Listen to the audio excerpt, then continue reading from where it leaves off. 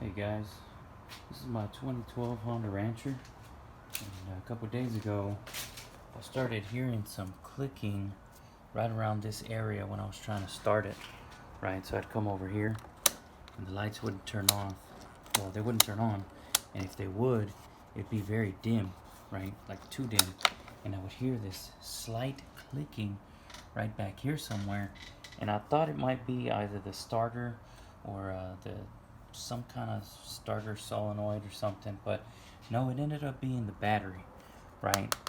It would have been cool if it was a solenoid because those are like $6 on Amazon. This battery was $50. I had to replace this one here. This is the YTX 14-BS. This is for my 2012. I'm sure it fits other models. I'm just not sure which ones, but if you'll look inside, you should be able to see that on yours, right? So I went ahead and switched it out. I'm gonna go ahead and get this plugged in. We'll see if it turns on. Yeah, I went ahead and got these screwed in case you guys were wondering. So that's my regular ground. This one goes to my winch up at the front, and this one goes toward my headlight. I got an LED light bar at the front, so that's my light bar. That's the regular ground, and then this one is to the winch, right? So I have a couple extra cables on there, but otherwise, let's go ahead and see if it turns on. All right, that's a good sign.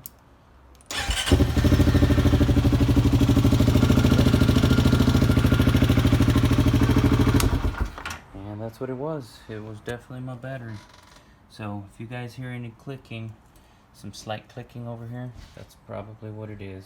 You might try jumping it with a car, just to see, right? Because if your battery is dead like mine was, then it's definitely not going to provide enough juice. Try jumping it with a car. If it turns on with the car, but not with this battery, you just need a new battery. Thanks for watching.